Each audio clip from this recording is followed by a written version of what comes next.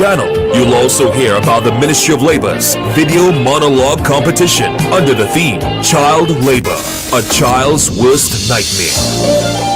On Dependency, we don't just share stories, we change lives.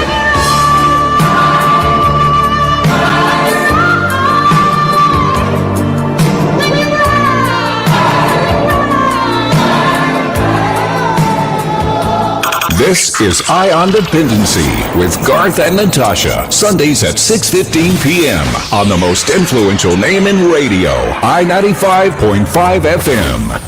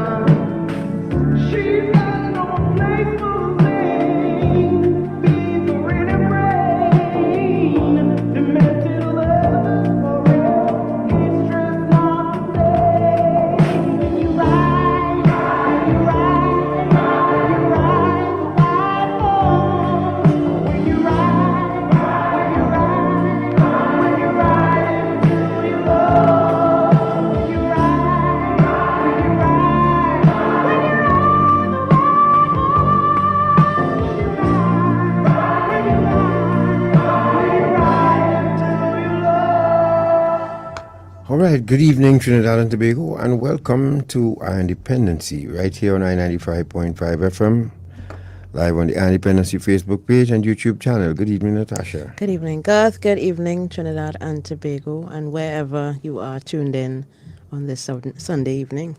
Yes, and as we love to do here on Independency, share stories that can actually change your life. This evening we have one such story that can actually is about something that's hidden in plain sight. And again, we've touched on this before. Women hooked on a substance or activity that's secretly destroying them, but they are very good at keeping it under wraps until it gets out of hand. So this evening, you're going to get actually two for the price of one, because after we speak with Chantal this evening, we cross the TV6 at 8:30 to hear the male version of it.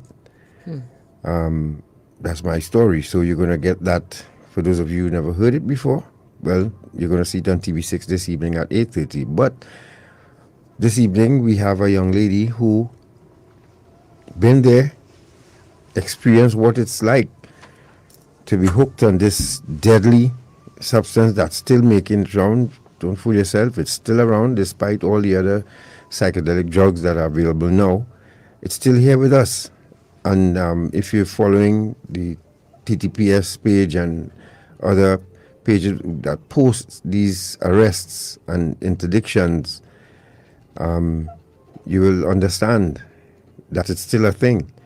I think was a foreign national was arrested trying to export, I think it was 10 million worth of cocaine right from these shores here. So it's still with us. Yes, indeed. And there are women out there who are struggling with alcohol, gambling, crack cocaine, marijuana, some dealing with, some not having it properly at all. And it's really dangerous, and they are strategically, believe it or not, and I know what I say when we say this. There are women who, they work in corporations, corporate Trinidad and Tobago especially. They work in banks. They work in ministries. And how many of them you see running out from the office just before a mark play to go play a mark? And I think, yes, and I think there's an additional stigma too that comes with drug use for women, because drug use in general is frowned upon in general, but when a woman succumbs to the power of addiction, I think she is looked upon quite differently by society, and she is expected to do better. I think we allow men to, to slip into that kind of depression and stuff, but for women, we are held to a higher standard in these cases, I think. But Chantal will tell us. And then being, especially mothers who use when they're pregnant. Chantal will tell us about that too. Who drink, smoke, because remember, everything you drink, smoke, eat, that fetus drinking and smoking and eating with you too. Yep. And science has proven that. And you run the risk, you run a great risk of having your child as well pick up that gene, and or that whatever it is that you ingest while pregnant.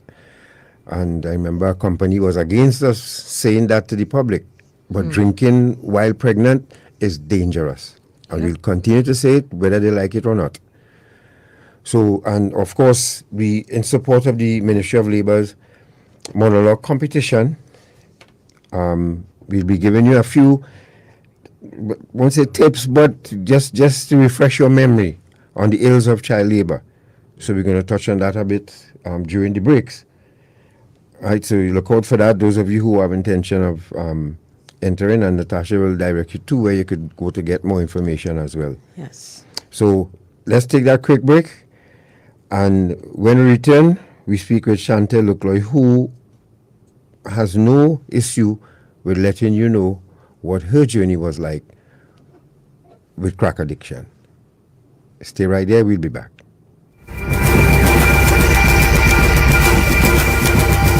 This is reality radio at its best. I on Dependency on I-95.5 FM. I said, boy, anything to keep me up in the night, I welcome it, because, I want to get these subjects. And he dipped in his map pocket and he pulled out this thing wrapped in foil. He said, there's a new thing on the scene. He said, call this crack. I said, okay. I said, so that you keep up in there? He said, hold on.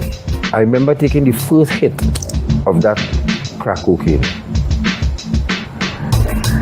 And I just entered a different world. This Sunday, on the final episode of the Eye on Health series, we highlight the foundation of Garth St. Clair, who is in recovery for the past 30 years. Don't miss Eye on Health, this Sunday, from 8:30 p.m. on TV6, and from 8:45 p.m. on the Eye on Dependency Facebook page and YouTube channel. Slavery, a terrible time in our history. The kidnapping, buying and selling of people for profit, the exploitation of another human being. It still exists today. It has a new name: human trafficking. Anyone can be a victim. there is forced labor, sexual exploitation, and domestic servitude. Human trafficking is a worldwide problem and an emerging concern for us here in Trinidad and Tobago.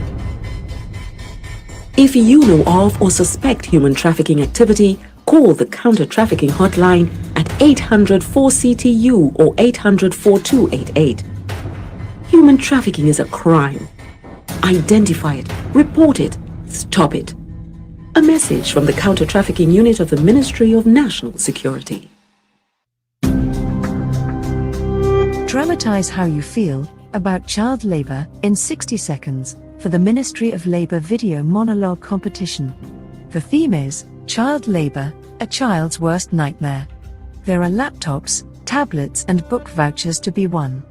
Visit www.labor.gov.tt to learn more.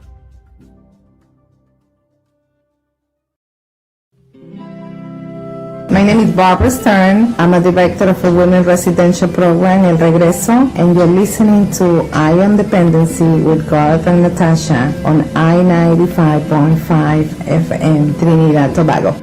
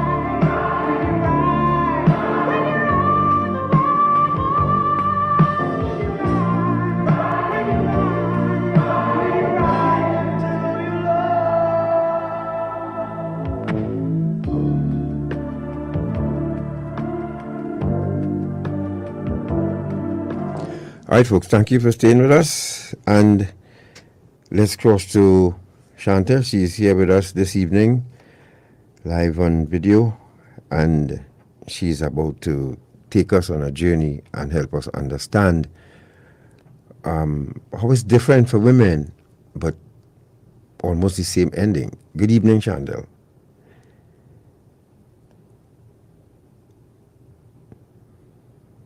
Swapna, we're not hearing her.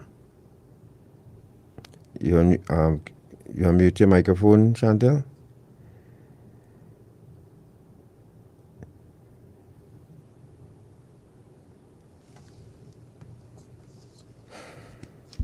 All right, folks, we're trying to hold on. You know, these things happen at the beginning most of the time.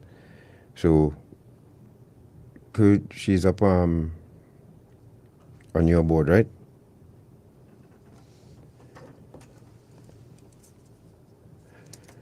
Right, so while Shortman sorts out the technical glitch there, Chantal is with us, and we're going to be here in a few seconds. And we thank you once again for joining us. She's going to take us on a journey of awakening. As I said, when women get involved, and there are men out there who do it deliberately because they know the effects of getting someone addicted to these drugs. And it's really difficult sometimes, like when the bars open up again and you all start to go there and drink, there still are date rape drugs around too. I was reading a story in the newspaper where they spoke about a young lady accepting a ride from someone. She walked home by him, she got a drink, and after she got the drink, the guy took off her clothes. Now, that was kind of vague, right? But I'm guessing that he probably would have used a date rape drug to incapacitate the person. And that's the kind of predators we have out there, folks. And whether you like it or not, folks, you have to warn your children, warn your daughters especially. They are out there. These guys have no heart, and they will, for the first time, introduce them to it, and then they become a slave to that person because they know the effect of it. All right, so Chantal, can you hear us now?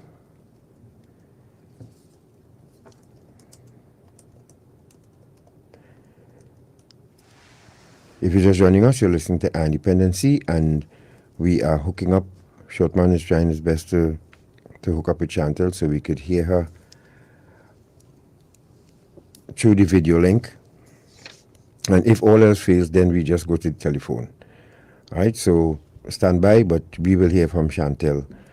And again, we will also bring you up to speed on that monologue competition from the Ministry of Labor. And in the meantime, I want you all to support the Trinidad and Tobago Armed Forces Veterans Association. That's the South Chapter. And this is under the leadership of the founder himself, Mr. Winston M.S. Nurse. And folks, there's a kind of double feature here, barbecue and burger. Now, when servicemen get together and cook, that is real good food. That. There's no question about that. So it'll be at the Girl Guides headquarters in Becker's Dinorima, excuse me, on the 29th and 30th October. So you could go up there, support the barbecue for the veterans, and at the same time wish Mr. Nels happy birthday, because it'll be his birthday on the 29th. So you get two for the price of one, and it'll be entertainment and so on. But again, servicemen can cook, whether serving or retired. So support that barbecue at the Trinidad and Tobago Armed Forces Veterans Association South Chapter. And if all else fails, I think we should switch to the phone. Yeah, I think we should try and do that then. Instead of wasting the time, let us try and get it to the phone instead, if Shortman is having difficulty getting onto her. Right, so yeah, so maybe we could play that music in the background so we don't sound like we have right. white So we horse folks, in we the will get background. Chantal on the phone, right? And that's always fail safe, Yes. right? Yes. Unless the phone company say otherwise. But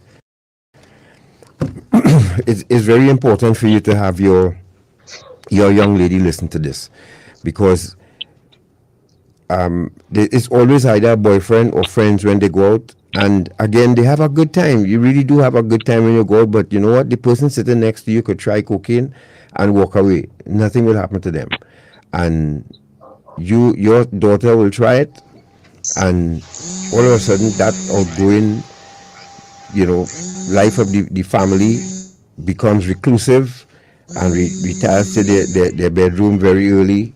Especially when they come home, they don't want to they don't want to talk. They just go straight to the room and they spend most of the time in the room, and a lot of time in the toilet. They have a lot of excuses for money. You name it. You just see your daughter start to change right before your very eyes. So let's try Chantal again. Chantal, good evening.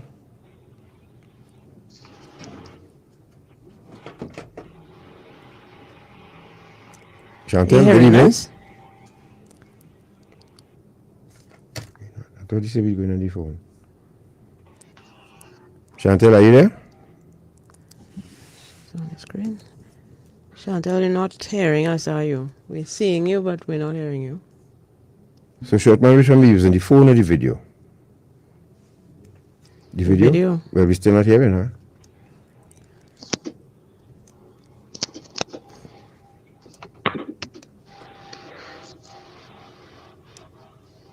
Shortman says call her. Okay. All right, so we're gonna call her. Right, sometimes when we do these tests, they work very well, and then all of a sudden, time to hook up and Pressure. Yeah, the internet and from the time rain set up here too. Yeah, the rain usually interrupts the signal a bit as well. And depending on who your provider is, it might be a challenge too. But we apologize for the delay. We really would like to bring Chantal's story to you. She has a very powerful one.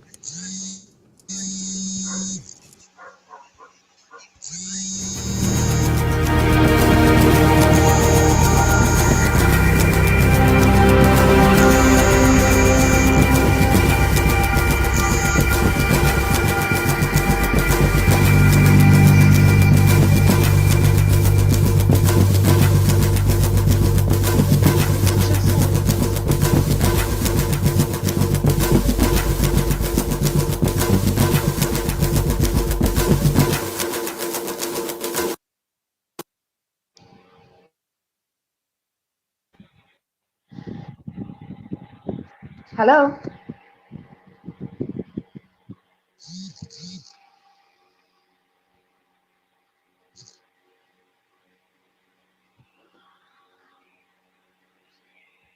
Hello.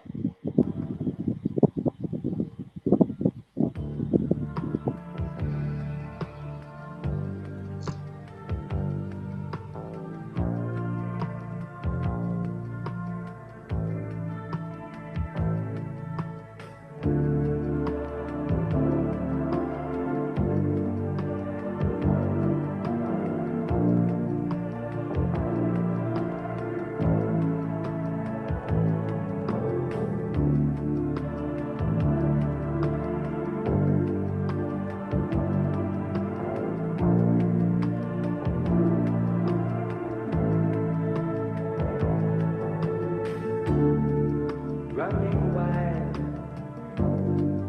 running free, got me winded, far abundant, to me on and on. All right, so let's go with Chantal. These things happen because we trying to save lives here. Once you try to save lives, that is really bother that fella.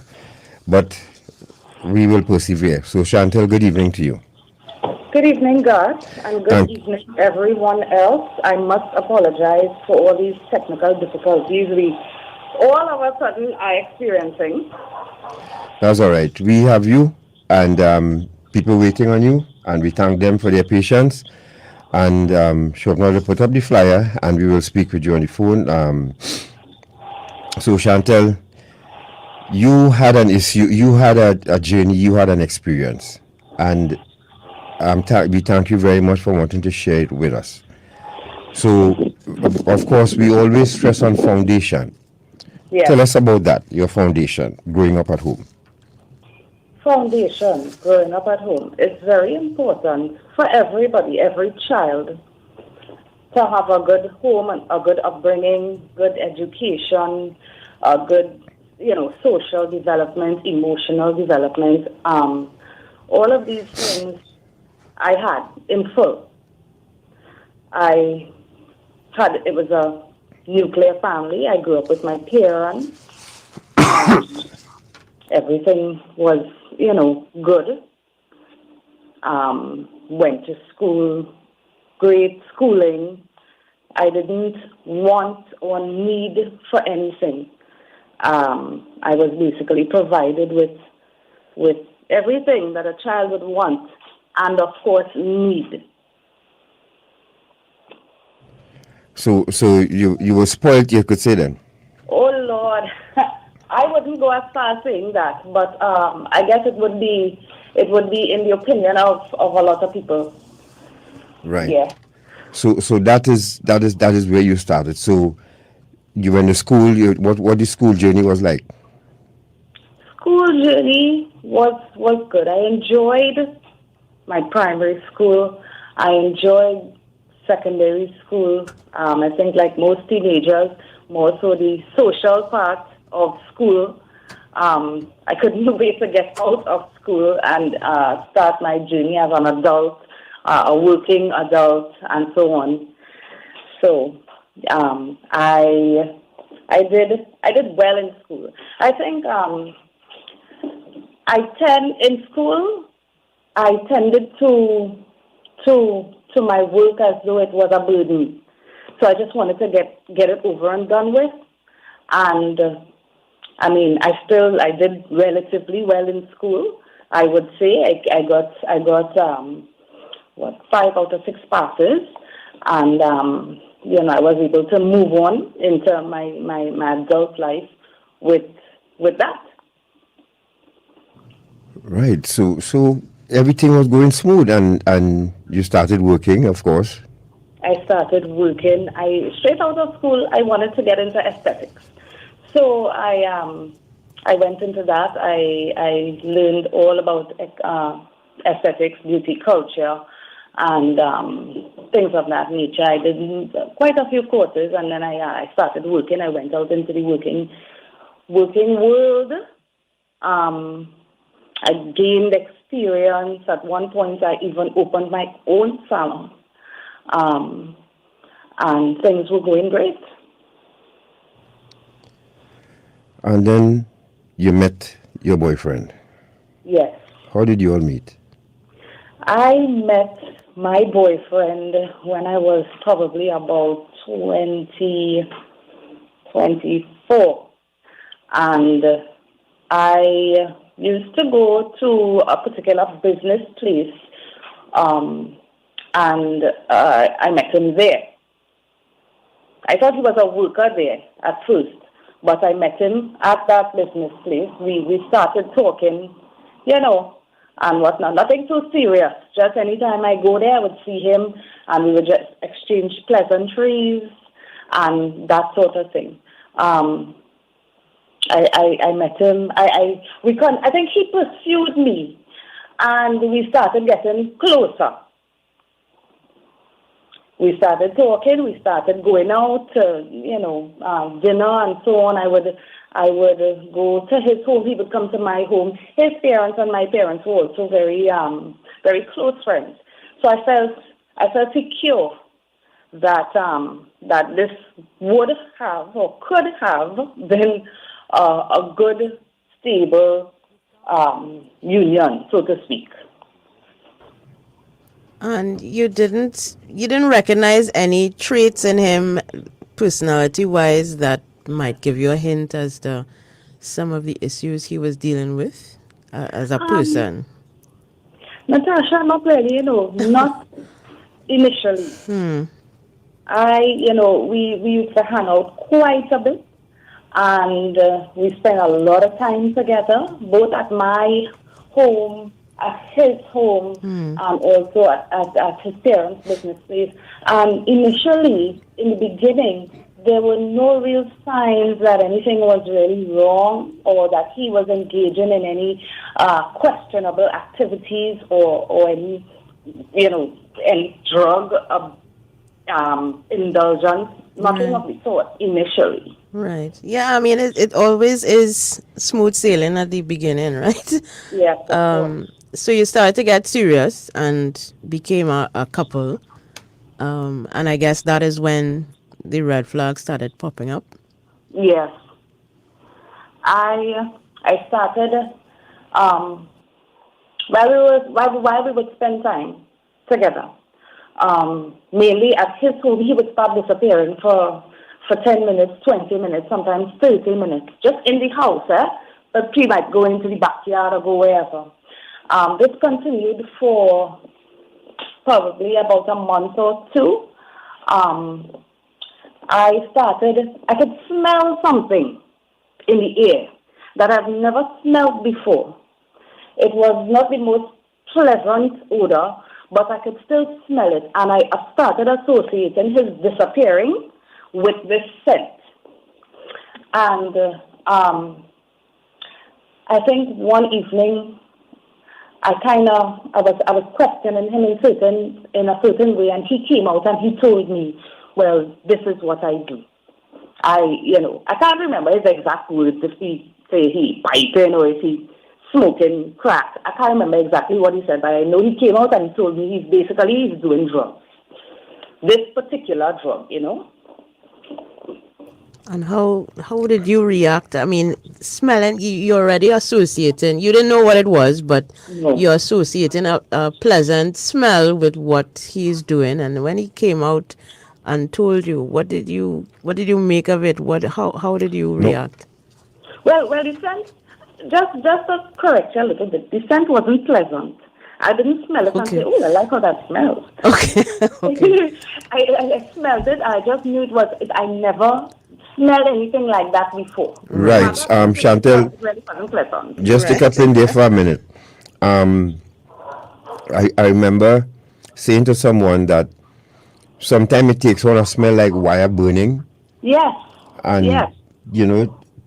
That's exactly, God, that is exactly what it smells like. And to this day, this is how I would describe this scent. It's a very pungent, metallic scent. Mm-hmm. Okay. And so metallic is right, yeah. Yes, very pungent, very metallic. There's nothing pleasant about it, really. Okay. And so I would associate this with him. And so when he came out and he told me this, I knew nothing of crack cocaine. I mean, I know of drugs, I've heard of drugs, but I've never really delved into what kind and the names of all of them and whatnot. And so I just blew it off like, well, okay, it can't be that bad. I mean, he looks good. He's a good-looking man. He's healthy. Mm-hmm. He drives a car. He has a home to live in. Okay, fine. So life went on, so to speak. But did it interfere though with your, let's say, interactions? Like you have to go out, he's running late, or yes. Tell us about that. Yes, these things started happening slowly but surely. I believe now that he has made himself comfortable around me, both using and the fact that I actually do know that he uses. So now he's letting himself slide. He no longer has to keep up the facade of a closet drug addict. And so we would make a plan to go out, and plans would change all of a sudden because, he went and picked up stuff and that's the end of that. He would be late if I had to meet him somewhere. Very rarely he ever had to pick me up from anywhere because I would have my own vehicle. But sometimes I would be at his home and he would go for the day, go for the night. I remember there were times when I was, at his home like 2 days and he's just gone. His parents asking me where he is. I don't know. I mean, I know, but I don't want to tell them, Yes. So things like these slowly but surely started happening. So you were covering for him as well in terms of hiding his drug use from his parents and yours?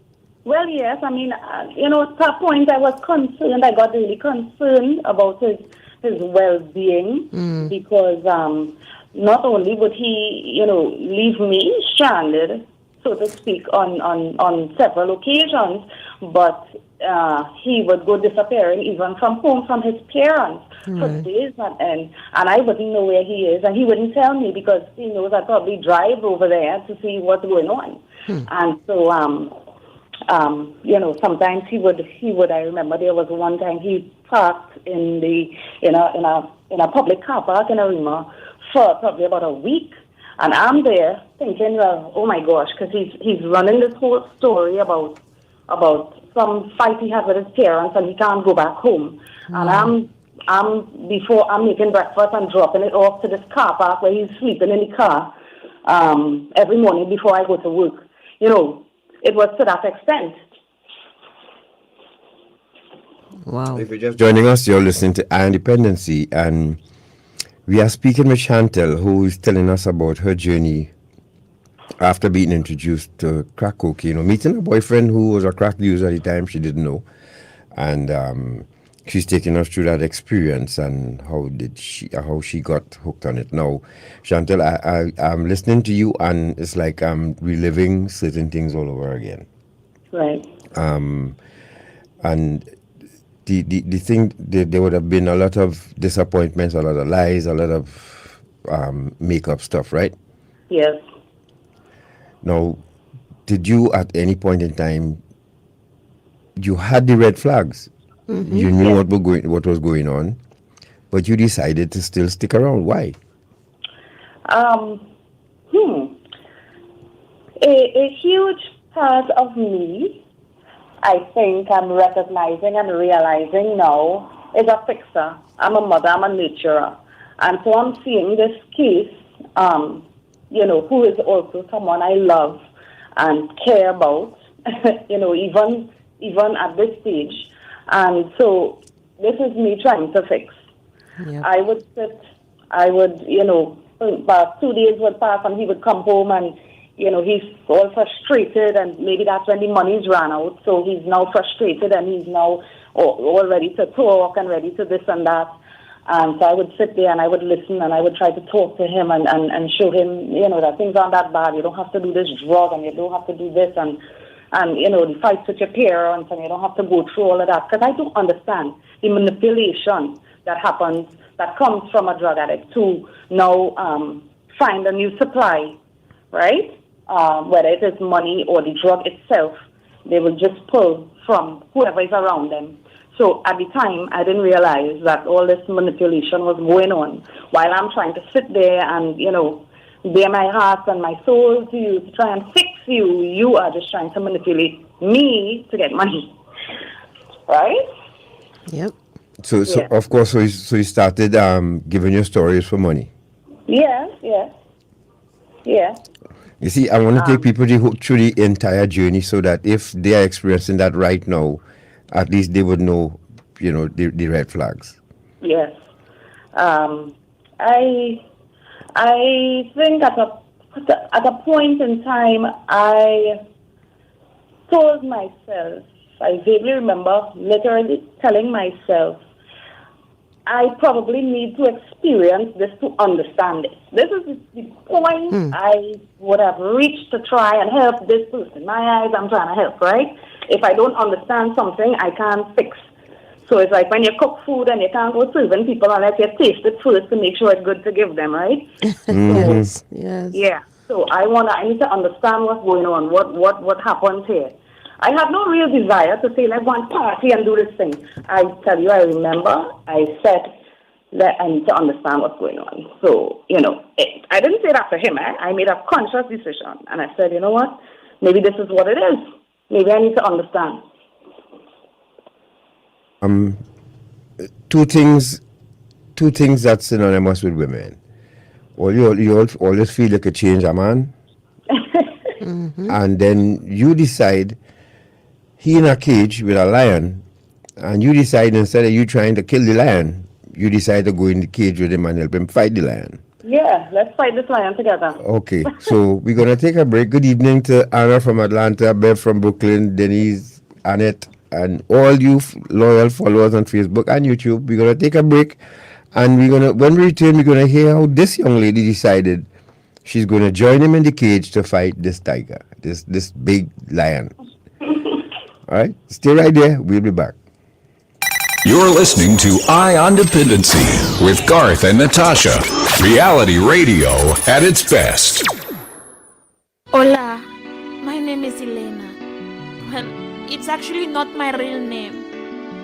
You don't really care, do you? All you care about is want to pay your money to my boss that I look pretty, smell nice, smile for you, and let you have good time. enjoying yourself and doing to me whatever you want to do for the money you paid. What you don't see or know is that I don't get any part of the money you paid. My boss takes all of it. I am forced to work, taking as many clients as my boss tells me to. I am beaten, made to take drugs, and I cannot leave this kind of work on my own. I am a victim of human trafficking. Please, por favor, help me.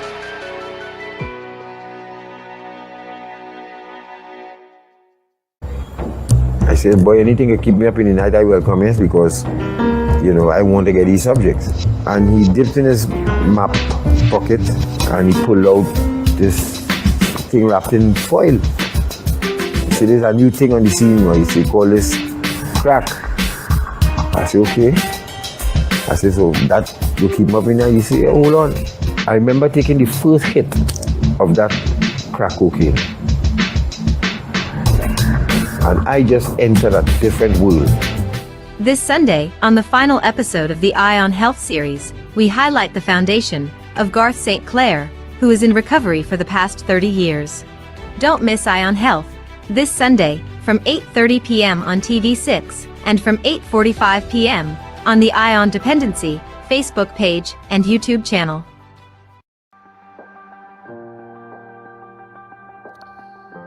Parents, employers, the COVID-19 virus may have brought financial and emotional stress. Coping with these stresses can lead to making unlawful decisions, like taking a child out of school to work, in order to help the family survive. It is illegal for children below age 16 to be employed in Trinidad and Tobago. Replacing a child's education with work is child labor, which is a serious offense and attracts a penalty of up to $25,000 and 6 months in prison. Do the right thing.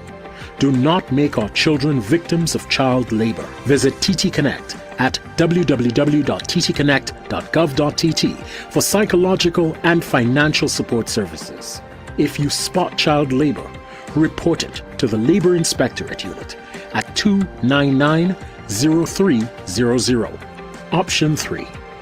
Childline at 131 or the Children's Authority at 996. Commemorating the International Year for the Elimination of Child Labor. A message from the Ministry of Labor.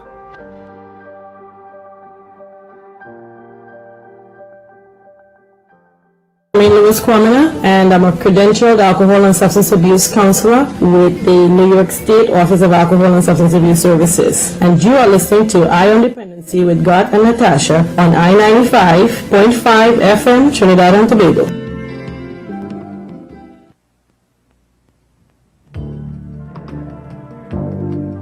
Running free, got me winded.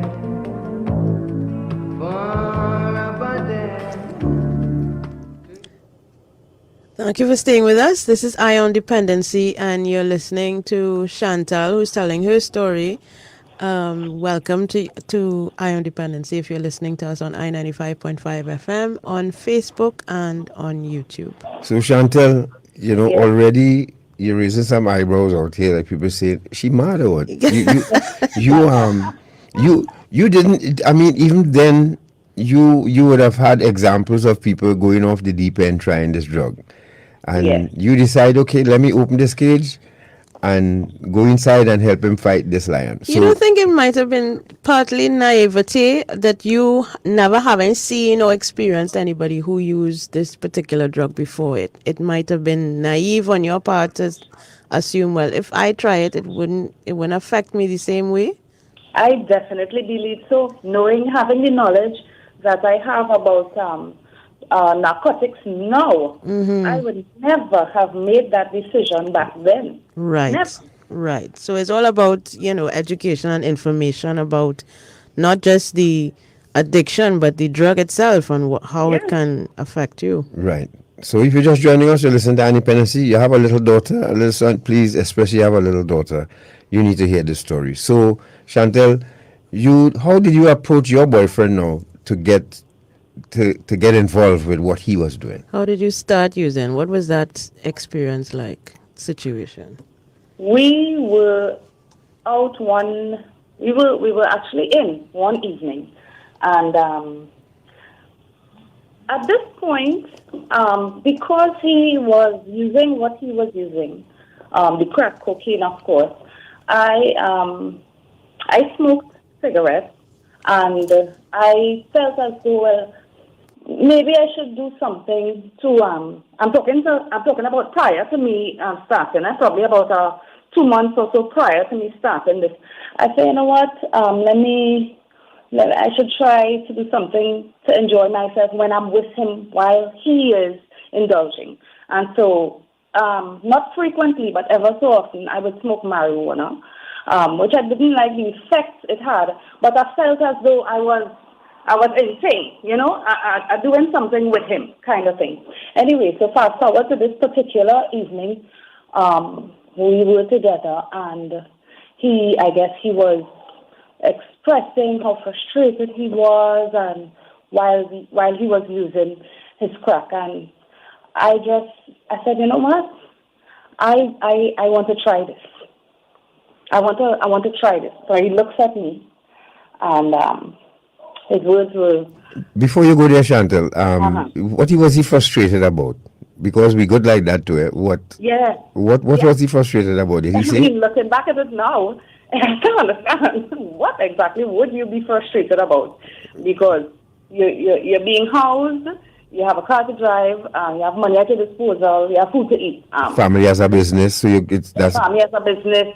You're not struggling, so I can't understand now. Looking back, what would you be frustrated about, apart from the fact that maybe people were coming down, his parents probably were coming down on him, and you know, he probably couldn't get as much money as he wanted. That's all that I could see that he would be frustrated about, because you're not hungry, you're not cold. I mean, you're not cold, you're not wet, you're not, you know, so.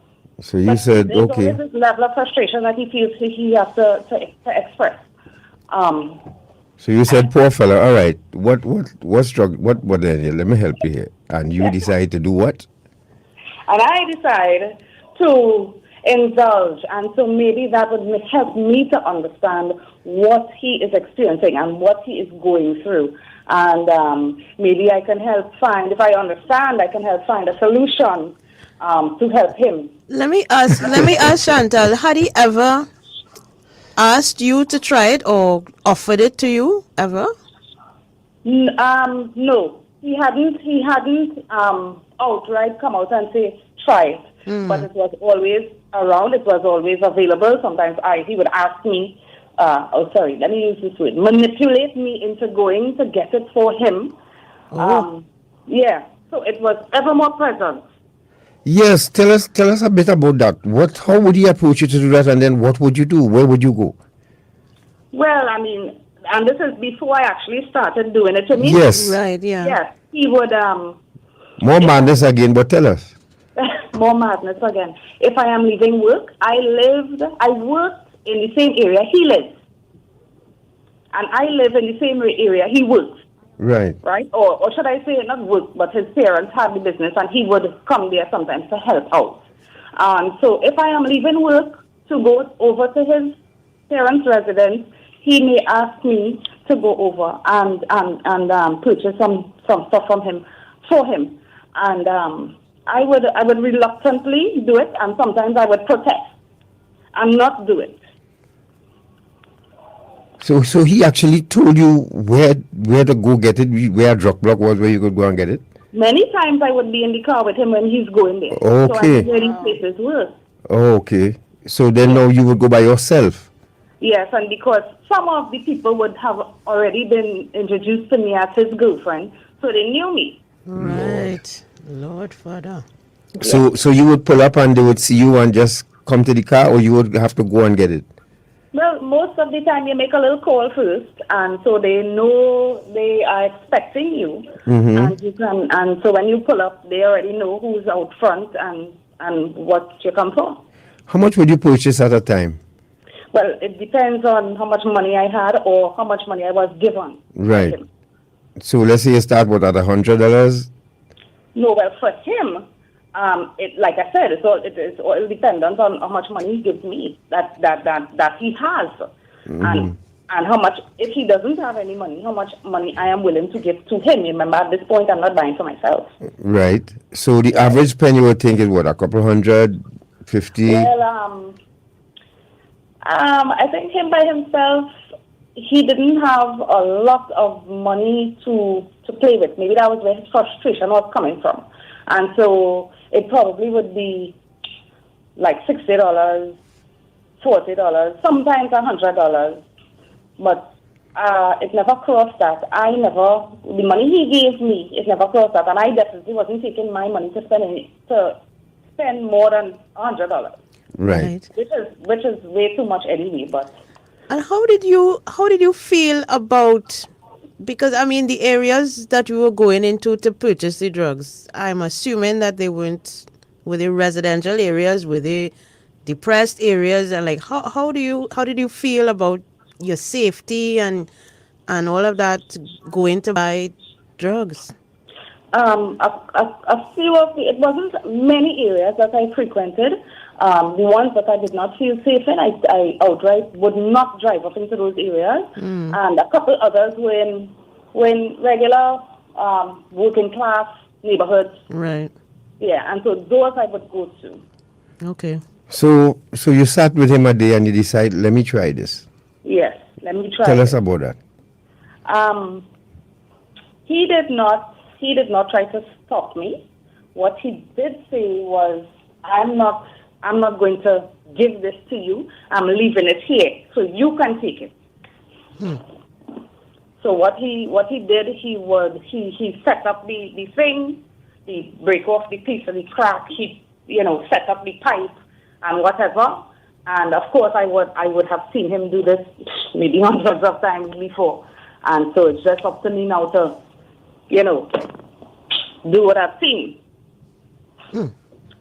Were you afraid? Did you have any reservations whatsoever? Any voice telling you, kill what you're doing? I think I did. However, it was something new. It was something exciting, for lack of better words. And I had absolutely no clue what I was getting myself into. So yes, on a level, there was some level of concern that, maybe I shouldn't do this. But hey, my boyfriend does this and he's okay. He goes missing a couple of days, but I won't go missing. I'm comfortable for that. I'm not going missing. Okay. So what does happen? Wow. So how did you feel when you took that first hit? Euphoric. Right.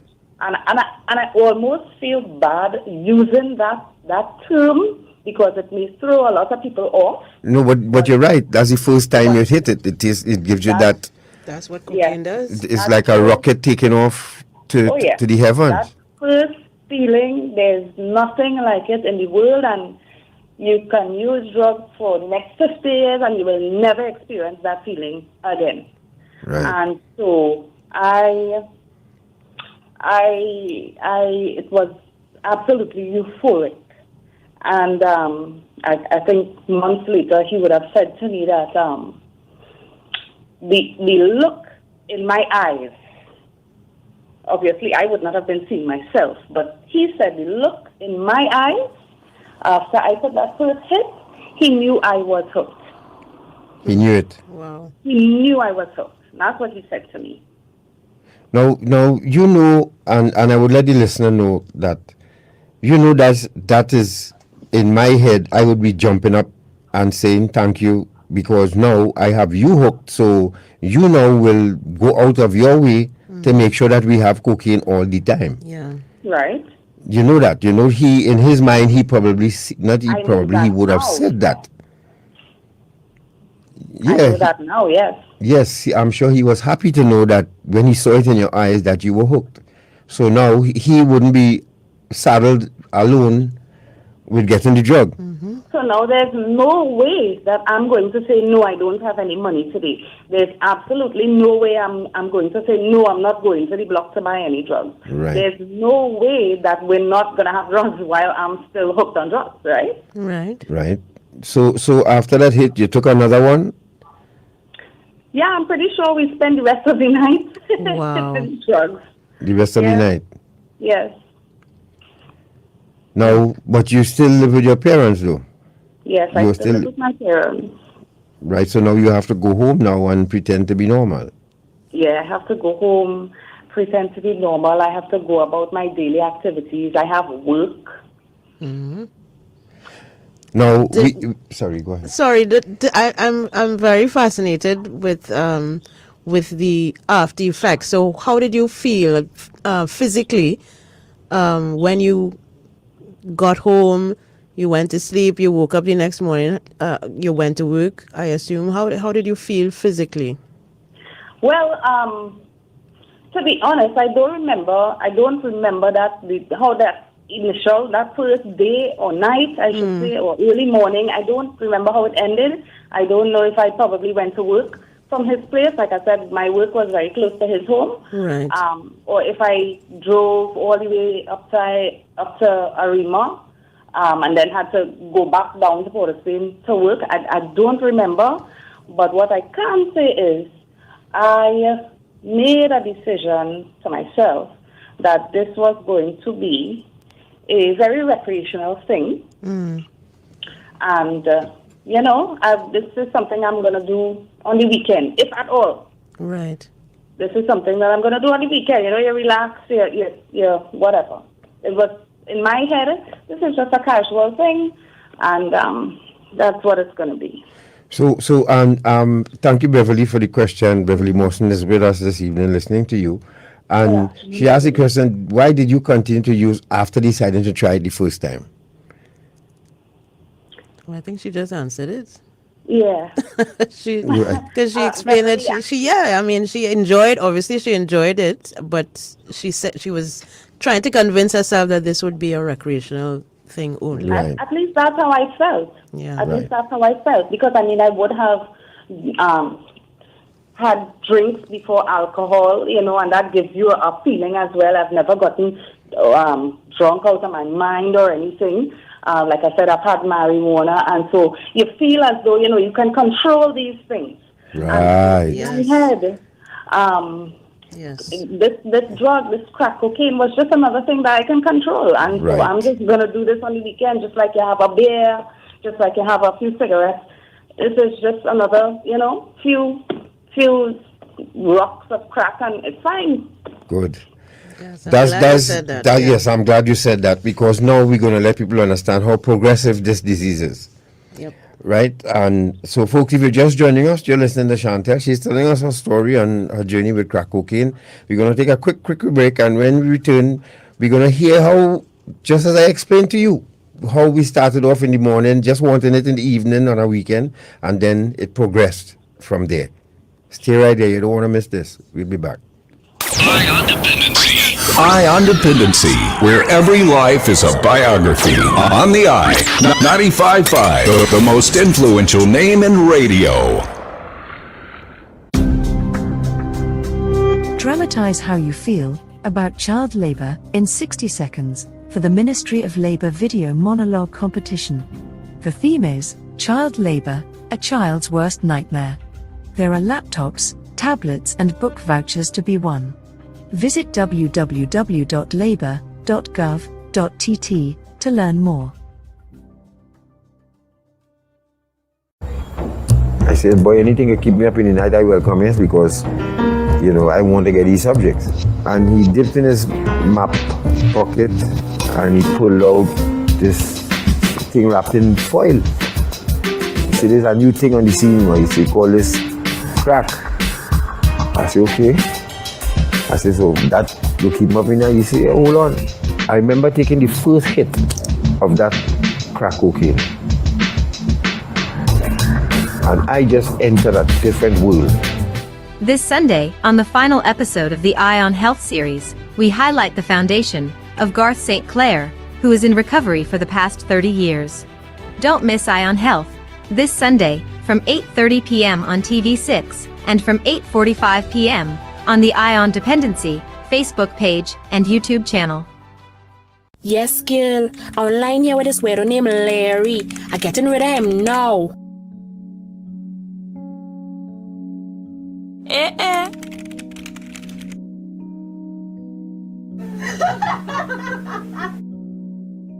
take a selfie. It looking good, boy. I putting it online. Hey, I thought you say you went to the beach with your parents. Who's you? It's me, Larry, from online.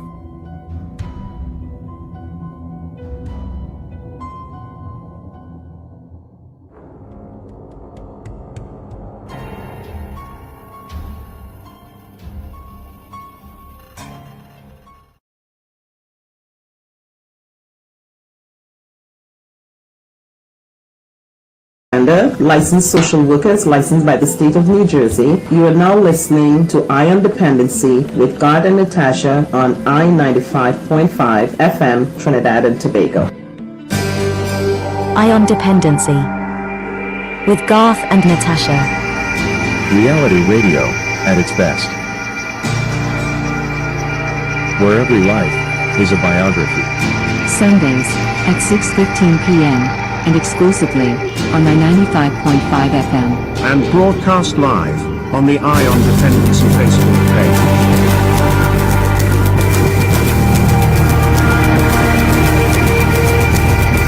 Thank you for staying with us, folks. You're listening to Independency, and you can join us live on Independency Facebook page or YouTube channel, or stay with us on I-95.5 because we're speaking with Chantal.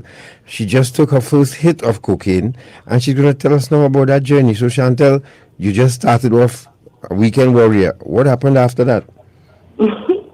Well, I was successful in my goal of reserving this for weekends, probably for about a month and a half or so. So every weekend, that would be our time to party. And, well, my time, I should say, because he's doing this, he's an avid drug user. So this is my time to party. And like I said, this lasted probably about a month and a half. Eventually, I would have some on me or whatever, and I would decide, let me go into the bathroom and work and take a little hit. This is during the week now, right?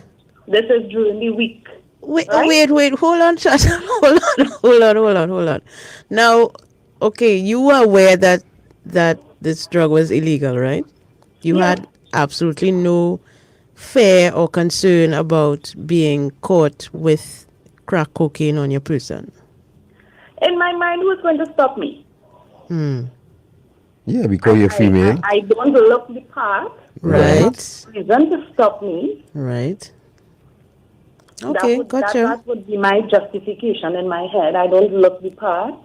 I don't sound the part. So why would anybody stop me or suspect anything? Right. Yes, you're very correct, though. Yes. Yeah. And a lot of people still go around today, with that notion, and probably even, get through years of drug addiction because they don't look the part, they don't sound the part. Yep. And so, who's going to stop them? Who's going to know? Right. Yeah. And how old were you at the time? You said it was 24, you said?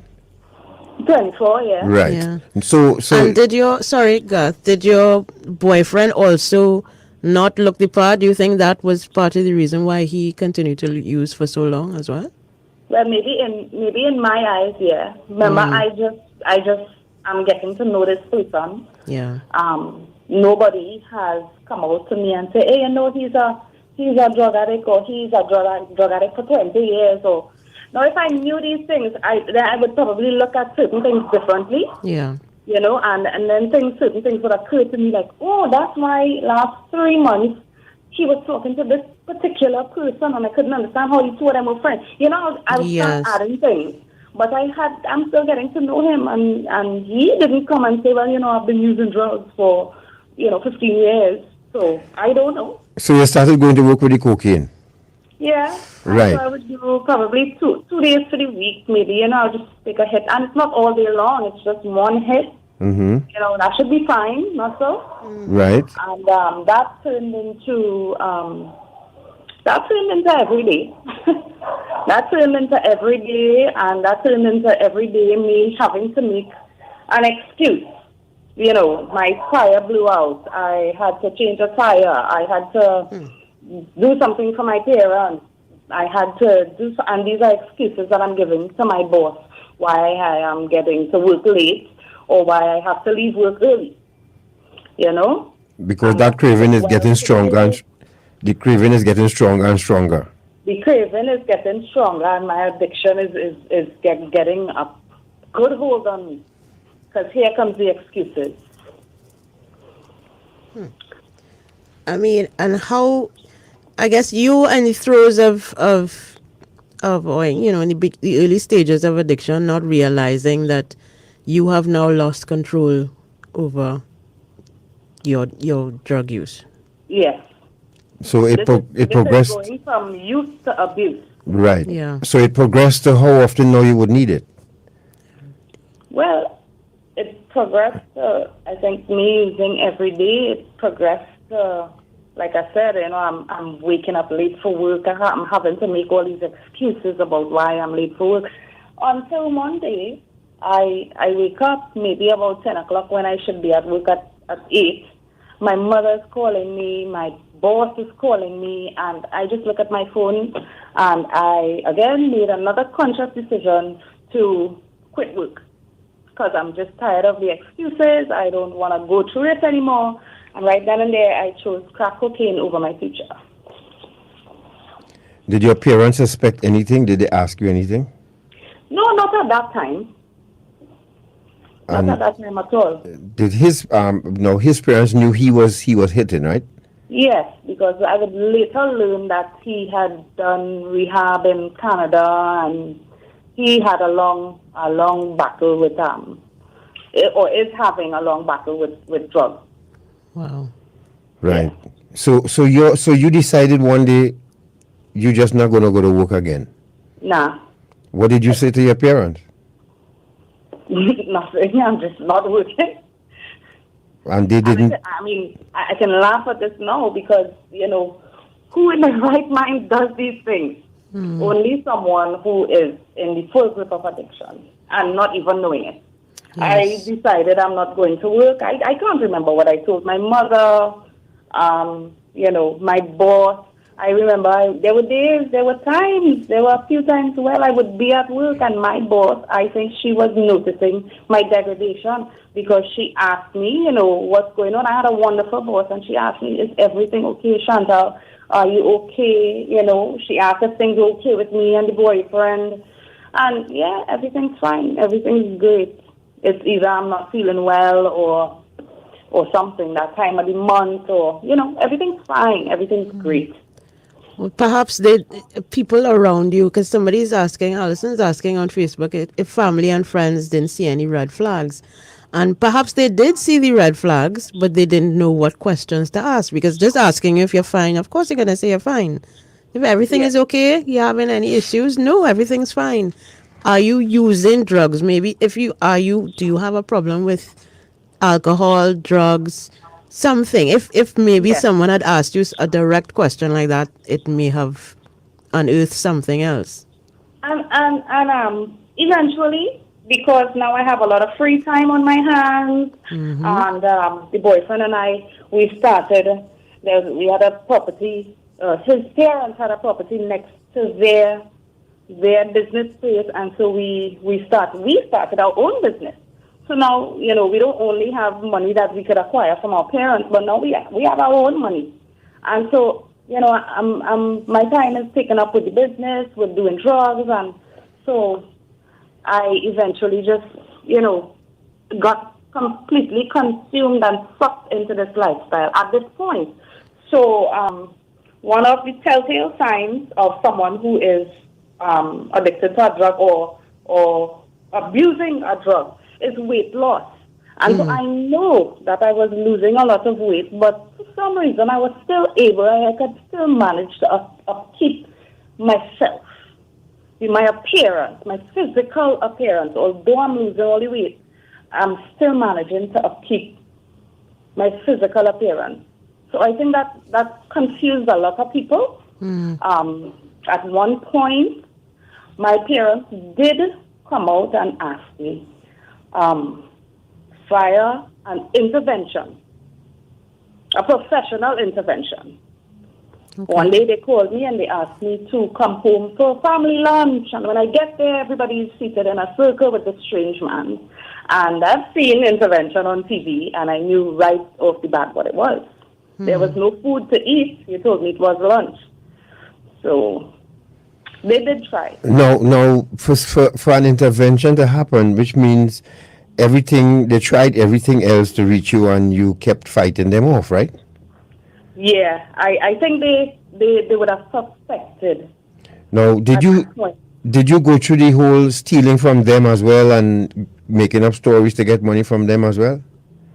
Yeah, I would have manipulated money from them, stealing money from them, yes. Did it bother you? A tiny bit of me, yes. But the bigger part of me, I just needed to get my drugs. Right. And of course, and so what, you would take the drugs and go to your boyfriend? Or, no, I know normally for us addicts, sometimes we would start to use with other people and then retreat to ourselves because sharing it now becomes, less for us. Yeah. Did you go through that period as well? No. I used only with him. Mm-hmm. And that was my quote-unquote safe place. I have never done that in my parents' house. So, why would I start now when we had the business place where we would be at, and then we had his parents' house, where unbeknownst to me, they already know what he's doing and probably know what we're doing, but they're not really questioning him. So his house was safe, and the other place that we were at was safe. So I don't have to go home and do this. And it was just me and him. There weren't a bunch of people and, But what would make your parents want to intervene? Did they finally confront you with it? There must have been some things that they... I believe his parents his father had talked with my parents and made them privy to my boyfriend's drug history, and his father told him that it would be probable that I was using with him. And then I guess my parents, being older, wiser, and more experienced, and witnessing my physical transformation, would probably put two and two together. But they did not come out at that time. They did not come out and ask me anything. Oh, so they decided to use the intervention as the medium to confront you. Yes. If you're just joining us, you're listening to Dependency, and we are speaking with Chantal, who's telling us about her journey with crack cocaine. And you're on I-95.5 FM, live on the Dependency Facebook page and YouTube channel. So, Chantal, how did that intervention go? The intervention went rather smoothly in my eyes, because I was able to manipulate the entire session the way I wanted it to go. And so, the questions are being asked. The format is each family member would say something they love about you and why they want you to change your lifestyle. Now, at this point, nobody knows I'm doing drugs. They all suspect. And the person who's hosting the interventionist, is asking the questions and whatnot. And I am in a place where this is new to me, this lifestyle is new to me. I'm still, kind of enjoying it, if you want to say. And so I am not going to let anything come in between my drugs, my supply of drugs, the place that I'm using. And, I absolutely denied having any dealings with drugs or anything or any part thereof. A urine sample was requested. I think I gave just enough urine for the test to come back inconclusive, which it did. And at one point, and this is another very, very big factor for everybody who's listening, everybody needs to understand enabling. And looking back now, I can safely say that my parents were my enablers, because halfway through I guess 3/4 way through the intervention, my father broke down, and the girl is not using drugs. She said what she said. Why are you all pressuring her? Okay, let's end this now. And that's basically how it ended. Wow. So you had your father hook, line, and sinker. Yep. Okay. Yeah, that's wow. Because your father probably didn't want to believe that this was true. He was. Wouldn't want to believe his one precious daughter. Mm-hmm. He wouldn't want to believe that, she was doing so well out of school, working, and all these things. And, no, I don't want to believe this. And y'all are making the child upset. And she said what she said. And you love nothing better than that. Well, I nothing is going to God. Nothing is going to come in the way of what I want to do. Yep.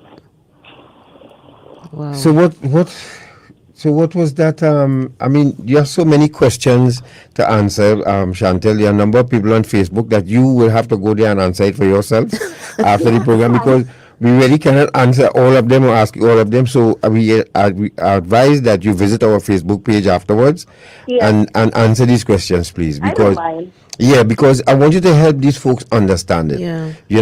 We would like you to help them. One comment in particular that I wanted to share with you. I think it was from Alison. And she says, thank you very much for your detailed account of your experience with crack. I now realize how ill-equipped I am as a parent to adequately speak to and prepare my kids for this. Her children are 24 and 21. No, and as you said and repeated, Chantal, you grew up in a very good home. You were brought up right by your parents. Loving parents. You had no need for anything, and you still got caught up. Nothing short of a beautiful childhood into early adulthood. Right. Now, so that intervention went the way you wanted it. Did they have a second? Was there a second intervention, or what was your nuclear blast? Yeah, there was a second intervention. There was a second, much smaller, divine intervention is what I like to call it. This was after many very traumatic events took place within that 4-year period when I was using drugs. Could you describe some of them? Well, my mother passed while I was in active use. Mm-hmm. Wow. She suffered for 2 years from pancreatic cancer, and, I did the bare minimum for her. If she had to go to chemotherapy, I would drop her, but I'd be out driving, smoking until she's done. When she literally needs me there for her. My father also went through prostate cancer, but he was in remission. He came out and he was in remission. But again, this all happened while in my active use. I also had a daughter in my active use. So you were using while you were pregnant? I used while I was pregnant. I used before I was pregnant, while I was pregnant, and after I had her. Wow. So you would go on the block pregnant too to buy cocaine? At this point, when I found out I was pregnant, I told myself maybe this is what I need to get out of this life. My mother had already passed, so it was just me and my father. So, no, sorry, I'm saying that wrong. My mother was still alive, but she was sick, she was ill. And so I'm saying this is probably what I need, right, to get my life together and whatnot. And this is definitely not the type of person I would want to be with while I'm pregnant, while I'm trying to come off of drugs. Although he's the father of the child, that's my boyfriend. I just think I need to separate myself from all of this. So we broke up. I broke up with him. And so I no longer frequented. I no longer went to his home. I no longer went to the business that we had together. And I spent all my time at home. So now, I'm faced with a new challenge. How do I maneuver using drugs at home, right? I suspected I was pregnant. I did not know for sure. My mother would say to me, I find, at this point, I am thin. A 5'0" Levi's can't even fit me tight. So, and she would say to me, I find your belly looking big, you sure you're not pregnant? She would say things like this to me. And at this point, I think I had my parents walking on eggshells around me, so they didn't want to say the wrong thing. To upset you. To upset me, you know. So she would say things like we were smoking cigarettes, so she would say, I hope you're not pregnant, you know, because you know you're still smoking. But in my head, I'm thinking, lady, look, I know you want to say you're using drugs. You know, I think it's evidence at this point. However, if they ever did ask me, I always denied it. I don't care what I look like. I don't care what you smell coming out of my room. I ain't doing no drugs. So if you come to ask me anything, that's just going to upset me. I continued using after I came home. And like I said, that was a bit of a challenge, but, you know, I worked my way into it. I had everybody just where I needed them. Everything was done, you know, domestic-wise. Bills are paid. This is paid. Whatever needs to be done is done. So after that, don't question what I'm doing. You know, there's food in the house, there's everything, just don't question what I'm doing. So at this point, I got kind of ill. I got a pain. I got a very severe pain in my back. If I blinked my eyes, my back would hurt. And I couldn't understand what this was. Within that 3-day period while I was waiting for my appointment to get to the doctor, I didn't do any drugs. I couldn't move. I was in pain. So I went. I suspected I was pregnant. So I made an appointment with my OBG. And he confirmed that I was pregnant. And so he asked me if I was doing drugs. And I told him, yes, I was very honest and open, and I told him I was. And so he said, well, you know, you have to stop, and this and that and the other. And Chantal, where were your friends all this time? Did you have any true friends, any friends who noticed this, even people you worked with? Did they try to reach out to you? I isolated myself. I isolated myself. I think I was fully aware of what I was doing was illegal. It would be frowned upon. It's, you know, people, my friends, quote unquote, are not going to accept me doing this. People are going to try and talk me out of it. And all this. I don't need any of that negativity. I don't need any of that. So I just want to do what I do by myself. So I use by myself most of the time. So the doctor told you need to stop, did you? For 2 weeks, just about. And you relapsed? Yes. And you were using while you were pregnant, knowing that your fetus could be affected? Yeah, I tried very, very hard to slow down and to, you know, not use so much. And I was successful in doing that, but I still use. Even if it was once for the day or once for the night or something, I still use. Not as much as frequent or as much as when I didn't know, but I did still use. Yes, Alison, she's an only child. Chantal is an only child. If you're just joining us, folks, you're listening to Dependency, and Chantal has been taking us on this journey with her addiction to crack cocaine. And what about your parents now? And how did you decide? What was your nuclear blast? We should ask.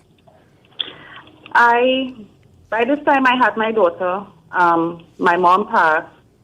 It's just me, my dad, and my daughter. And I am absolutely tired and fed up of living like this. Now I realize I'm in a prison. I have become, this drug went from something I did to who I became. And your boyfriend, did he try to get you to stop too? Did he try to help? Why would he do that?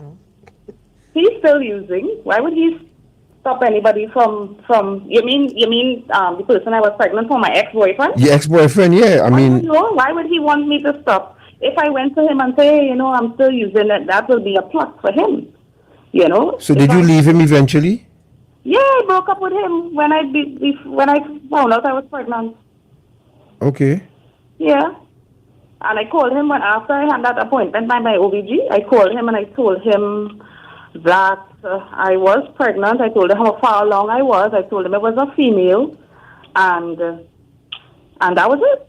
And he was like, "Yeah, great, okay, cool." And I was like, "Okay, bye."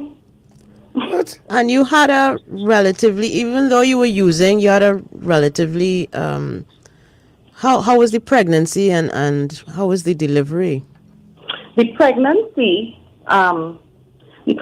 was I had a safe delivery. I had a good pregnancy. I didn't have any complications during my labor and delivery of the baby. These are things that ever so often would pop into my conscience. Yep. Like, what if something is going wrong? What if something goes wrong? What if something is physically wrong with my daughter? But I think these things would calm my fears every time I did an ultrasound and things looked normal. Now, somebody asking a question here, and I'm just about to ask you to explain this now. Now, you know your child would be at risk. Yes. What was the addiction? Yes. What was it like now as you had to breastfeed and from that early ages? What was it like? Right. So when she was born, she was a healthy, beautiful baby girl. She was physically normal, and she behaved normal. I mean, the OBGYN and her pediatrician said everything is normal and everything. I would be breastfeeding her, and there would be times when, and like again, these are only things that I know now. There would be times when she would be crying uncontrollably or shaking, and nothing I do would calm her and pacify her. And I couldn't understand why. And so I just said, well, sometimes that's just what babies do. But to me, I know what I've been doing while pregnant and breastfeeding. And so I'm telling myself, I say, I think this is not normal, the way she just, cries, especially around feeding time and after feeding time, right? Again, I am malnourished, and so the breast milk that I'm feeding her is, number one, laced with cocaine, and number two, it doesn't have much nutrients in it. Correct. So she would feed, and then, it's not sustaining her. So she would start crying uncontrollably again, and you feed her and she do it again. You realize it was just like you taking a hit and have to go back to get a hit, right? Exactly, exactly. So this is what they call withdrawal symptoms for babies. Yes. Yeah. Yeah. So, Chantal, you ended up in rehab. Yes. How did that happen? I sat many nights, 1 o'clock, 2 o'clock, 3 o'clock, 4 o'clock. And I would say, God, please, just show me a sign right now when I stop this nonsense. I used to say, God, just make a cockroach fly in this room right now because I'm deathly afraid of cockroaches. Anything like that. Make my mother's spirit walk through this door right now. And I stop. I swear I stop. All kind of thing I beg God to do. And I say, God, divine intervention I need, Lord, a divine intervention, anything. And one day I was at home, I went out, and I came back, and one of I think it was the maid that met me by the door, and she said, one of your family members here, and their girlfriend. I said, well, how they could be here? They don't live in Trinidad, just so they reach here. I said, all right, no problem. Went inside. And they are sitting there with my father. And they say, come. And they outright asked me, are you doing drugs? And no, I'm not doing no drugs and this and that. So, all right, well, I am requesting a urine sample from you. Okay, no problem. I can give you my urine. Go into the bathroom, pass the urine, come back out. Family member test it. And it's positive for cocaine and marijuana. So at this point, I say, you know what? Yes. All while I'm using drugs, I did not know how to. When I realized I was in dire need of help, I did not know how to ask for help. I was ashamed of what I was doing. And I personally felt as though there was no way I could turn, right? Yeah. I was a closet user. So how am I now going to come out and say, girl, I've been doing this for so long and I need some help, or auntie, or daddy, I didn't know how to do it, right? And so this urine sample comes back positive, and my relative says to me, well, if you want to continue living here and whatnot, you have to go to rehab. And I said, yes, this is what I want. Please, I need to get myself together. There was one time this drug, I did not have it for a specific period of time. And I'll tell you the period, probably after 11, all my stuff had finished. And the next day, early in the morning, I was taking my father and my daughter to St. James, where in a hospice where my mother was staying 4 days before she died from cancer. And so I didn't have anything between 11 the night and maybe after 1 that day. And we went down the road, we coming back, and on coming back, as soon as I turned into my street, I fell asleep. And I crashed into a lamppost.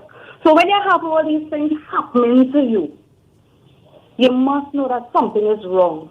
And so this divine intervention that I needed presented itself in the form of a relative and a urine test.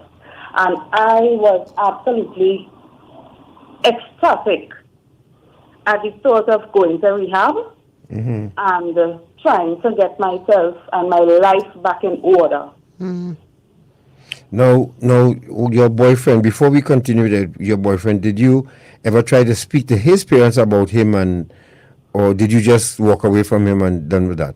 I just walked away. Okay, and he's still using, right? Yes, he is. Okay. Wow. So you went to rehab, and you had a friend, you said, who accompanied, who suggested that you go with yeah, months before, my best friend, my best friend, we're actually about 22 years best friends. And she started using, we would really use together because she herself ended up in the same exact situation like me. Her boyfriend was using and she used with him and whatever. Same exact situation. She had a baby for him and same exact thing. And so months before, she called me and she was like, girl, let's go to rehab now. And at this point in my life, I felt I justified everything, and I convinced myself that I was a functioning addict, right? Yes. I wasn't working at the time. However, like I said, bills were paid. The help in the house was paid. We don't need anything in here because we have everything in here. And I'm using drugs, but what's the big deal? Okay, I'm not on the street.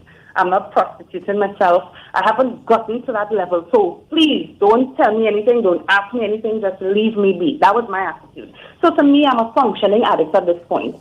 So I say, Patrice, if you need to go, then I'll support you 100%. But at this time, I don't feel like I need to go because I think I have things under control. Yeah. And, she was like, okay, cool, and whatnot. I don't believe she went at the time because I went first, and then she came after. Well, is it true, someone is asking on Facebook, is it true that nothing happens until the addict decides it's time for help? Yes, nothing is going to happen. You remember before my divine intervention, my parents tried an intervention and nothing. There was nothing that anybody could say or do to get me to realize I'm doing something wrong or realize I'm doing anything bad. I'm fine. Chantal, how old are you now? We all have the problem. I'm fine. Chantal, how old are you now? I am almost 39. Right. Now, what would you say to parents? You went through the rehab, you graduated and so on, right? You went to New Life Ministries. Yes, I did. Right. And you have been clean since how long now? 10 years and 5 months. Nice. Did you Congrats. did you have any craving, any urges to try a thing again, and or that was it for you? Urges are something that will always come. Yeah. I never felt like, oh my gosh, a real feeling to use. I would get the urge, and the urge comes on a something would trigger my urge. For me, it's music. There are certain types of music that I listen to while I was using, or a lot of the times I drove around by myself smoking, and so, you know, if I'm on a long drive by myself, that would kind of trigger an urge. Not that I would go and seek this drug out, but I would just remember this is what I did. You know, I'm on a drive to Miaro or something, and that entire drive I'm smoking. And so, you know, things like that would trigger a memory / urge. It's very borderline. So yeah. But what would you say to parents who are either unsure of how to have this conversation with their children, or think that their children will not ever succumb to an addiction? Okay, so parents who don't know how to have the conversation with your kids, you just need to observe them, and you would know your kids best, and how the way in which you would approach. Every approach for everybody will be different, right? You may go to somebody, are you doing drugs? You need to stop that now, or you need to get help, and that would just flip them out. You know, you have to approach, you have to know your child, and you have to know how to approach them. Maybe it might be you might be sitting talking, and you know, you put on a video, or you pull up something on Facebook and say, hey, come and watch this now. You must know how you're going to approach your addict, family member or parents, or even sometimes children whose parents are addicts. You have to know how to approach them. You don't wanna run them. Yeah. And I want to add to that, the parents who think that my child don't hang out with people from depressed areas, my child hang out with rich people, well-to-do people, let them know that these are the people that have the better drugs now. Oh, that's so true. Yeah. That's so true. Because we very proud to say my child goes to Bishops and Holyfield Convent and so on, and that these are the people who have the better drugs, because some of them could even bring it in, buy credit card and bring it in if they want. Yeah, I remember we first started purchasing drugs. I think probably the first time I started purchasing with him, when I first started doing it, we were buying from someone in West Moorings. Thank you. Yes. There you go. Thank you very much. Drive straight into electronic gates and a proper drug pusher. Wow. There you go. Of a certain ethnicity. There you go. Okay. Good stuff. Good stuff. Well, Thank you for saying that. Yeah. Before Natasha, sorry, go ahead, Chantal. Yes, a lot of people, you know, they would think it's only, and I'm going to say, the little black boy who does the pushing drugs. Yes. Or, you know, when they talk about the big fish, you always expect to see, you know, a black person. And that is not the reality of the situation. Thank you very much for saying that, honey. Yes. Did can you tell, right, how old is your daughter now? My daughter is 12. And you 12. all have a good relationship. How are you interacting with her now, and how much does she know about your story? Well, I always believe that, you know, you have conversations with your child as they grow. You have age-appropriate conversations. However, my addiction was brought to her by a relative, and I was not ready to have that conversation with her. So she came and she asked me, and at that point, I could not deny it. I didn't feel as though I had to lie. I say, you know, if she can understand what was said to her enough for her to come and ask me, then it was just time for me to have that conversation. So. Good. Right. Now, did your boyfriend ever try to get back into your life, or anybody ever try to get you, back to use again? No. No. And- There's a saying in recovery, and it's stay away from slippery places, people, and things.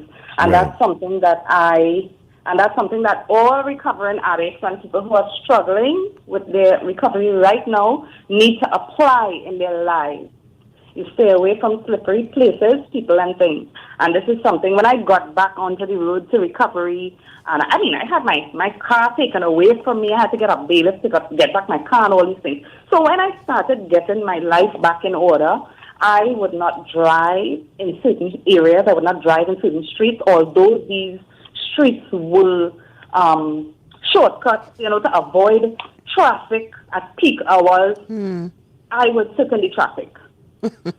I would avoid these streets. I would avoid these places. Right. Certain people still had my number, and I'm going to be real honest. One of the guys that I used to buy drugs from, we were really close, and he used to tell me, say, girl, why you don't stop this nonsense? My drug pusher used to tell me that. And he still had my number. And for a few years, well, I know he would be calling me because he knew that I went to rehab and whatnot, and I still would not take his call. Right. I avoided slippery places and slippery people right there, slippery things. I could only smoke with a big lighter. I can't use nothing else. Because Zippo, none of them little plastic lighters. I can only use a big. And so if I go to the grocery, there are certain groceries, they have big lighters by the cash register. Yes. And so I would either choose a cash register that there were no big lighters by, or I would choose another grocery. Yeah, Simple because things like triggers. these, you have to stay away from slippery places, people, and things. Yeah. Yes. Or at least will trigger your urges. And then Understood. your urges will become a want. And then your want will become a need. And next thing you know, you're right back where you started. Chantal, this has been a really interesting journey. Indeed. We could take one or two calls for you if they come in, but I would advise you again to go to Facebook and see that the outpouring of love and support that you, I definitely will. and if you could answer some questions. Because it inspires a lot of people, and it can also help people who are struggling, who just like me, they don't know how to ask for help. And think, that because of their status in life, they don't want nobody to look down on them. If you need the help, just get the help. Yes. Well, before we open, the lines are open now, 622-3937, if you have a burning question or comment that you'd like to make. But again, we thank you so much, Chantal, for sharing your story with us and with My pleasure. Trinidad and Tobago. A lot of the people, our audience really appreciates it. And again, be sure to check out that today's live on Facebook. Let's take one quickly. Let's hear what this caller. Hello, good evening. Good evening, God. Hey, Manu. How you doing, my brother? Long time no hear. That TV program. Listen to Chantal. That is something so easy to stop doing. When I stopped smoking, I'm now getting a home and thing. And I put the cigarette in my mouth, driving up the road. And when I light the cigarette, it tastes so bad. I just crush up the cigarette pack, throw the cigarette out the car. I was drinking a beer at the time, and the beer in the little holder. I think the beer, I went down the cigarette. I said, Lord, if I smoke again, twist my mouth, and I never smoke a cigarette again in my life. You see? So you can ask God to do things, and then remember what you asked God to do, what you asked Him for, He will give. Thank you, Manu. Nice hearing you, brother. Yeah, it's a pleasure, yeah, man. Yes, man. Always listen, every Sunday I listen, but sometimes you can't get in the traffic busy. Yeah. Let me tell you something, only love one another and give somebody something and say nothing. Thank you, Manu. Take care. 622-3937. Good evening. Good evening, God. That was Natasha. Good evening. Chantal. Hey, I'm really, really impressed. And I'm motivated also. I had a former user. Right? I used for 32 years of my life. Right? And you have an edge on me that you are 10 years clean, I am 8 years clean. But the one thing that strikes me is that you mentioned in divine intervention.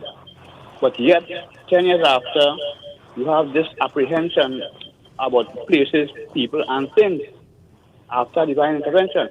I had a divine intervention, and after 8 years, no urges, period.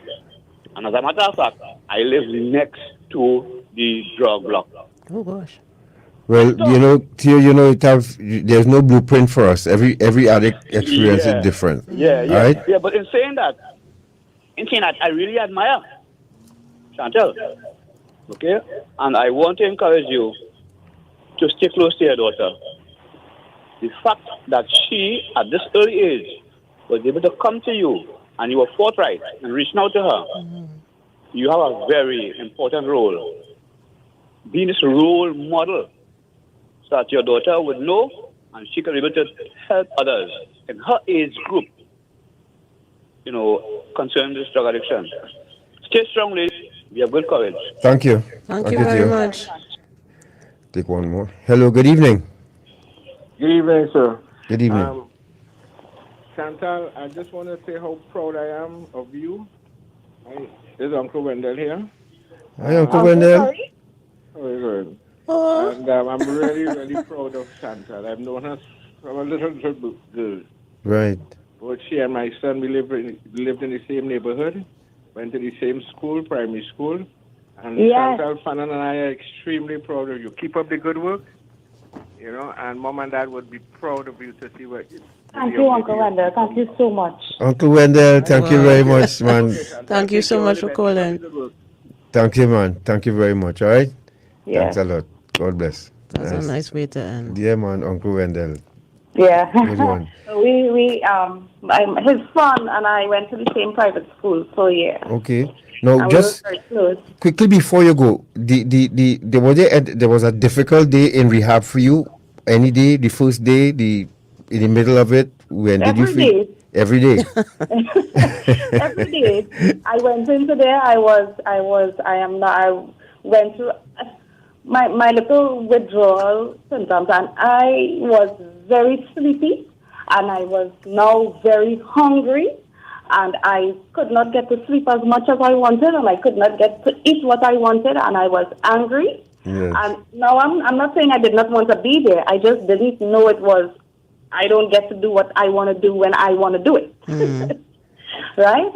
So I had now to adjust to life, really. This is when you eat and you sleep for a certain time, you get up, you have responsibilities, and basically just re-entering reality.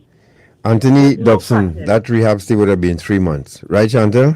3 months, yes. Yeah. But Chantal, just want to say thank you so much for taking the time to share with us. You've really been an inspiration, and we would like all those out there to take heart from your story and learn something from your story here this evening. Nobody's exempt. You have any final thoughts you want to share with your audience? There's something I want to say that's very important. It's a question you asked me earlier, Natasha, and I didn't get to complete it. And this part of your question was about parents and how to deal with their addict child. Yes.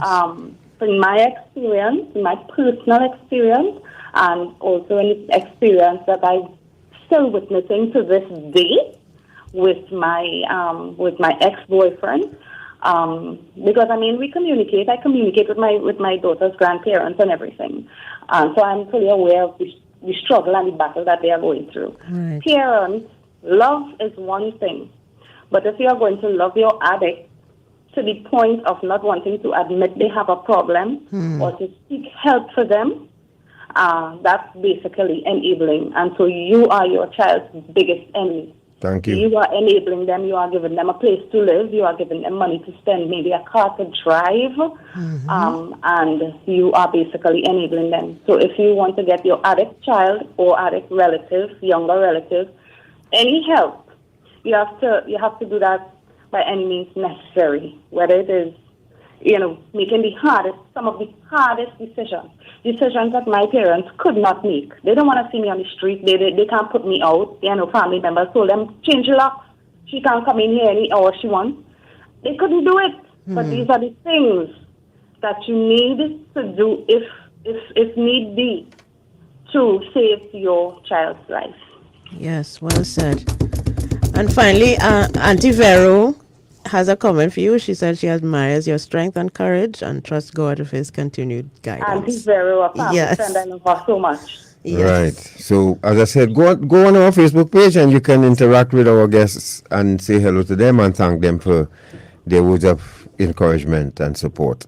And of course, to our boy Geddes Hines, Geddes, love your man. Geddes introduced us to Chantal, and we will be very grateful for this opportunity to speak with her This this is evening. a very, very, very good friend of mine from a long time, long before addiction. Yeah, genuine brother. Thank you, Geddes. And to those of you, once again, we say God bless. Chantal, thank you so much. We have a tribute to pay. Thank you, Natasha, and Yes. all of the listeners, friends, family members, for listening to my story and giving me the time. Thank you. You're welcome. You're most welcome. Take care and we'll keep in touch. Yeah, have a blessed night. You too. Now, folks, we want to leave on a somber note. I want to tell you all about Rest Haven out there in New Grant. Remember that home where my mother stayed. They have room for 4 people, but we'll elaborate on them a little more next week. Please go on. But in the meantime, give them a call, 326-5557. That's Rest Haven, nestled nice and comfortably in New Grant there in the countryside, country breeze. You want to carry your elderly, give them a call, 326-5557. Now, you remember our movie Trafficked? We just want to take 1 minute to pay tribute to Aaron Charles. He passed away. Yes. One of the lead actors in Traffic. You know him as George. And we were so sorry to hear he passed away. He was buried last week.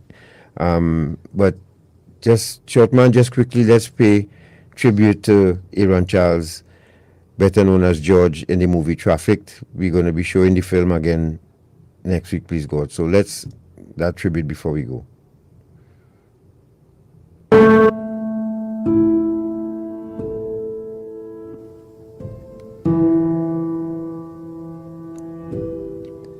He was one of the lead actors in the movie Traffic. That's the guy who ran away in the end. Well, he passed away, unfortunately. So we're just sharing some of the images from the film and the activities surrounding the film. He was a very kind and gentle soul, a very talented young man. And we're very sorry to hear of his passing. And remember this evening from 8:30 on TV6, you can tune in at 8:45 on the YouTube channel, Dependency YouTube channel. You can tune in for the final episode of Eye on Health. You'll see my story, and it's almost like the male version of Chantal. So we're gonna say farewell to George. And we did actually have plans for him to reinvigorate this character George in a new film that we are working on now. TV series, actually. A TV series that we're working on now, but unfortunately that we will need to replace him. I mean, he's a very unique gentleman, and again, we extend our condolences to his family and friends. Yeah. So that's the 3rd person we lost from this film. Yep. At a young age. That is, this one is even more heartbreaking because we were closer to him than the others. Yeah.